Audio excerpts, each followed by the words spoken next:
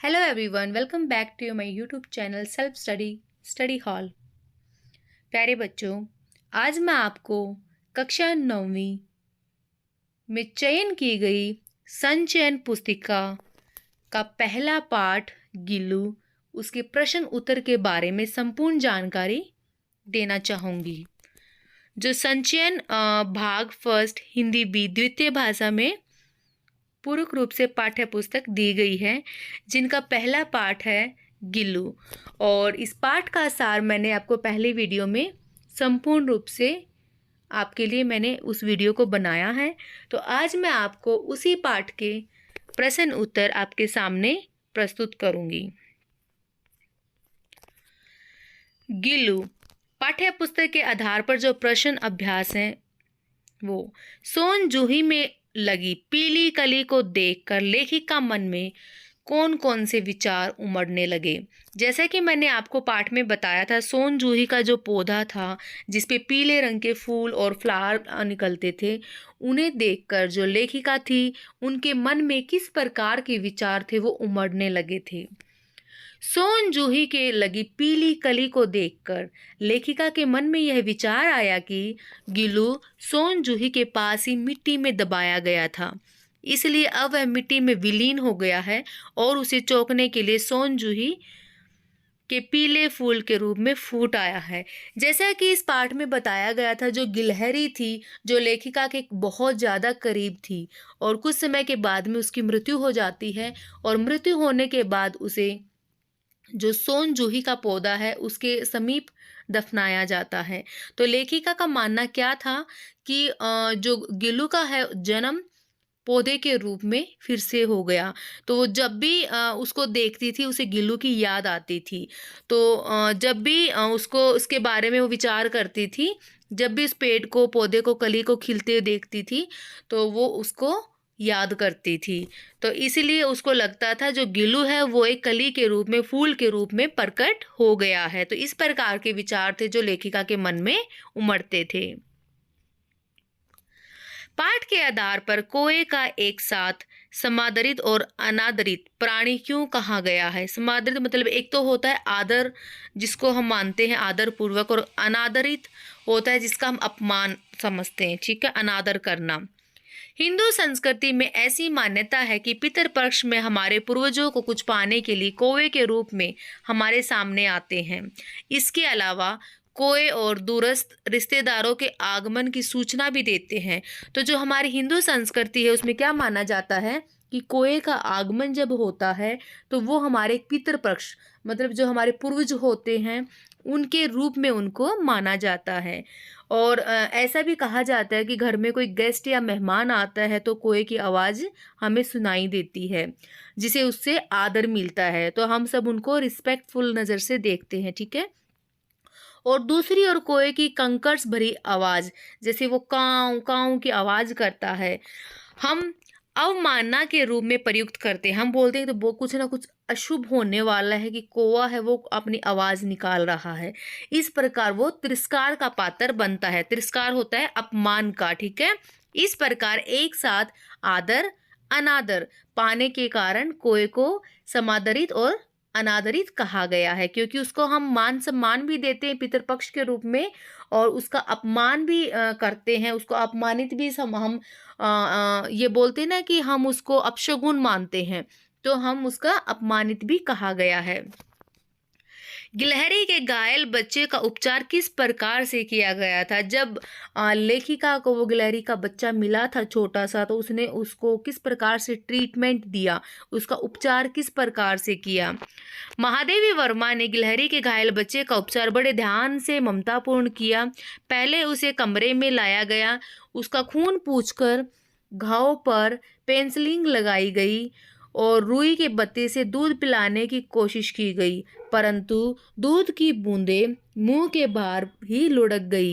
कुछ समय बाद मुंह में पानी टपकाया गया। इस प्रकार से उसका बहुत कोमलतापूर्वक उपचार किया गया। वो बच्चा था बहुत ज़्यादा घायल हो गया था, उसके मुंह में कुछ भी नहीं जा रहा था, इसलिए उसने कुछ समय तक कुछ भी नहीं खाया पिया, लेकिन धीरे धीरे थोड़ी देर के बाद में जब उसके मुंह में थोड़ी ड्रॉप्स पानी की डाली गई तो उसके मुंह में 1-2 ड्रॉप पानी की गई और इस प्रकार से लेखिका ने उसका उपचार किया। लेखिका का ध्यान आकर्षित करने के लिए गिल्लू क्या करता था? जो लेखिका थी उसको अपनी तरफ अट्रैक्ट करने के लिए, उसको आकर्षित करने के लिए जो गिल्लू था वो क्या करता था? लेखिका का ध्यान आकर्षित करने के लिए गिल्लू उसके पैर पर आकर सिर पर पर्दे पर चढ़ जाता था। मतलब सर के जो उसके पैरों के आगे वो ऊपर छलांग करता था, तेजी से उतरता था और तब तक करता था जब तक लेखिका उसे पकड़ने की कोशिश ना करती थी। मतलब जो वो छोटा सा गिलहरी का बच्चा था वो लेखिका का इंतजार करता था कि कब वो काम से आए और उसके आते ही वो उसके ऊपर छलांग लगाना शुरू कर देता था। भूख लगने पर भी वह चिक चिक की आवाज करके लेखिका का ध्यान था वो अपनी ओर खींचता था। जब उसको भूख लगती थी तो वो साउंड करता था और जो लेखिका थी उसका जो माइंड था वो डाइवर्ट होता था और उसकी तरफ अट्रैक्ट होता था। तो इस प्रकार से जो छोटा सा गिल्लू था वो लेखिका का ध्यान आकर्षित करता था, अपनी तरफ आकर्षित करता था। गिल्लू को मुक्त करने के लिए आवश्यकता क्यों समझी गई और उसके लिए लेखिका ने क्या उपचार किया? गिल्लू को मतलब मुक्त करना मतलब आज़ाद करना। लेखिका ने ऐसे क्यों सोचा कि अब इसे मुझे आज़ाद करना चाहिए और उसके लिए लेखिका ने उसके लिए क्या उपाय निकाला, क्या समाधान निकाला? महादेवी ने देखा कि गिल्लू अपने हिसाब से जवान हो गया था। उसका पहला वसंत आ चुका था। गिलहरी खिड़की के बाहर कुछ गिलहरियां थी वो आकर चिक चिक करने लगी थी। मतलब जो लेखिका थी उसको लगता था कि ये छोटा सा गिलहरी का बच्चा अब जवान हो गया है, क्योंकि बाहर से और गिलहरियां उससे मिलने के लिए आती थी और वसंत का मौसम था। वो बाहर से आकर खिड़की के पास में आवाज़ निकालती थी, उसकी तरफ प्यार से देखता रहता था। इसलिए महादेवी ने समझ लिया कि अब इसे गिलहरियों के बीच में स्वच्छंद विहार के लिए छोड़ देना चाहिए। अब इसे थोड़ी देर बाहर जाने देना चाहिए, क्योंकि वो भी चाहता है कि वो उन सब के साथ में मेल मिलाप करे। लेखिका ने गिल्लू को जाली की एक कील इस तरह से उखाड़ दी थी कि आने जाने का रास्ता बन गया। वह जाली के बाहर अपनी इच्छा से जा सकता था और अपनी इच्छा से आ सकता था। तो किस प्रकार से लेखिका ने उसके लिए उपाय निकाला था? जाली के अंदर थोड़ा सा वहां से जो कील थी वो निकाल दी ताकि वो आराम से बाहर जा सके और आराम से वो अंदर आ सके। तो ये जो लेखिका ने उसके लिए उपाय किया था, ठीक है। गिल्लू किन अर्थों से परिचारिक की भूमिका निभा रहा था? लेखिका एक मोटर दुर्घटना में आहत हो गई थी। आहत होता है मतलब दुर्घटना में उसको चोट लग गई थी और दुर्घटना होता है एक्सीडेंट को बोलते हैं, ठीक है। अस्वस्थता की दिशा में उसे कुछ समय बिस्तर पर रहना पड़ा था और जब वो ठीक नहीं थी तो उसको थोड़े दिनों के लिए बिस्तर पर कंप्लीटली आराम करना पड़ा था, ठीक है। लेखिका ने ऐसी हालत में देख गिल्लू को परिचारिका की तरह उसे सिरहाने तकिए पर बैठा रहता था। वो बोलते ना कि गेस्ट के जैसे या फिर कोई देखभाल करता है, अपनापन जो होता है, तो गिल्लू भी वही करता था। लेखिका के सिरहाने के पास में वो बैठा रहता था। अपने नन्हे नन्हे पंजों से उसके लेखिका के सिर और बालों को इस तरह से सहलाता था मानो कोई परिचारिका हो, मानो कोई उसका फैमिली का सदस्य हो। तो वह ऐसे बिल्कुल उसकी केयर करता था। गिल्लू की किन चेष्टाओं से ये आभास मिलने लगा था कि अब उसका अंत है वो समीप आ गया है? ऐसी कौन सी चीजें थी जिससे ऐसे लगने लगा था कि अब उसका जो जीवन काल है उसका अंत होने वाला है? उसको किस प्रकार से ऐसे आभास हो गया था, मतलब पता चल चुका था? गिल्लू की निम्नलिखित चेष्टाओं से महादेवी को लगा कि अब उसका अंत समीप है, क्योंकि उसमें कुछ पॉइंट यहाँ पे बनाए गए, जैसे कि दिन भर इनसे पता चला लेखिका को कि शायद अब गिल्लू ज़्यादा दिन तक जीवित ना रह सके। उसे दिन भर कुछ नहीं खाया। अगर पूरा दिन इंसान कुछ नहीं खाएगा, जब इंसान के एक जीवन का जो अंत काल होता है उस टाइम पे या तो वो बीमार हो जाता है, इंसान हो या फिर जीव जंतु हो, और उसके बाद धीरे धीरे खाना पीना बंद कर देता है। उसी प्रकार से जो गिल्लू था उसने भी धीरे धीरे खाना पीना बिल्कुल बंद कर दिया। वह रात को अपना झूला छोड़कर महादेवी के बिस्तर पर आ गया और उसकी उंगली पकड़कर हाथ से चिपक गया। मतलब वो बिल्कुल अपने जो करीबी सबसे करीब होते हैं वो उसके पास में रहना पसंद करता था और उसकी उंगलियां पकड़कर ऐसे उसके हाथ के पास में रहता था। तो ये जो कारण थे जिसकी वजह से लेखिका को लगा कि गिल्लू का जो जीवन काल है वो उसका अंत नजदीक आ गया है। प्रभात के प्रथम किरण के स्पर्श के साथ वह किसी और जीवन में जागने के लिए सो गया। इसका आशय स्पष्ट कीजिए। मतलब आशय होता है आपको इसका भावार्थ बताना है कि इसका मीनिंग क्या है।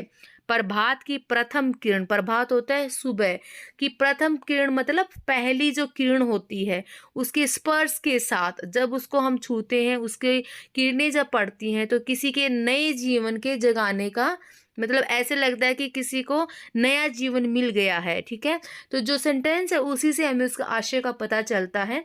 तो अकॉर्डिंग टू दिस चैप्टर हमें उसका जो आशय है उसका वर्णन करना पड़ेगा। ठीक है, आशय यह है कि गिलू का अंत समय जो जो उसका आखिरी समय था वो पास आ गया था, निकट आ गया था।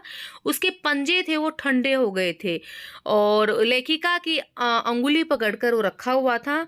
उसने उष्णता देने के लिए हीटर जलाया। उष्णता होती है उसको थोड़ी देने के लिए, गर्मी देने के लिए। रात तो जैसे तैसे बीती पर सवेरा होते ही गिल्लू के जीवन का अंत हो गया था, क्योंकि उसे उसकी पूरा जो शरीर था वो ठंडा हो गया था और उसका जो जीवन काल था जैसे कि मैंने आपको पाठ में बताया था कि उनका जीवन काल ज़्यादा लंबा नहीं होता और कुछ समय के बाद में हर एक जीव जंतु की मृत्यु हो जाती है। उसी प्रकार से जो गिल्लू था उसका जो अंतिम समय आ चुका था और उनकी मृत्यु हो जाती है। सोन जूही की लता के नीचे बनी गिल्लू की समाधि से लेखिका के मन में किस विश्वास को जन्म होता है। मतलब उसके मन में जब जब उस पेड़ के नीचे जो लताएं थी, बेलें थी, वहां पर गिल्लू की समाधि होती है जहां पे उसको दफनाया गया। ठीक है, जब उसको देखती थी लेखिका के मन में किस प्रकार का विश्वास पैदा होता था, क्या लगता था लेखिका को। सोन जूही की लता के नीचे गिल्लू की समाधि बनी थी। इसे लेखिका के मन में यह विश्वास जम गया था कि एक ना एक दिन यह गिल्लू इस सोन जूही की बेल पर पीले चटक फूल के रूप में जन्म लेगा। उसको लगता था कि जैसे इंसान का भी जन्म होता रहता है, पशु पक्षियों का भी बार बार जन्म होता है, उसी प्रकार लेखिका को भी लगता था कि मैंने गिल्लू को यहाँ पे दफनाया है। उनकी आपस में इतनी अटैचमेंट थी कि उसको लगता था कि जो गिल्लू है उसका दोबारा से जन्म होगा और इस बार एक पीले फूल के रूप में वह जन्म लेगा। तो यहाँ पे ओवरऑल बताया गया कि किस प्रकार से जो लेखिका थी।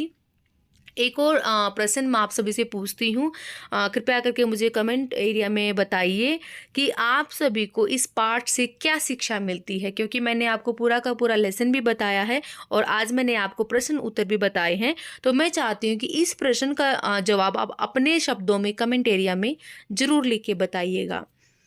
तो इसी प्रकार से प्यारे बच्चों आप मेरी वीडियो को देखते रहना। मैं आपको प्रतिदिन एक के बाद एक दूसरे चैप्टर के बारे में उसका कंप्लीटली उसका जो सार है वो बताऊंगी और आपको प्रश्न उत्तर भी जरूर दूंगी। तब तक के लिए धन्यवाद।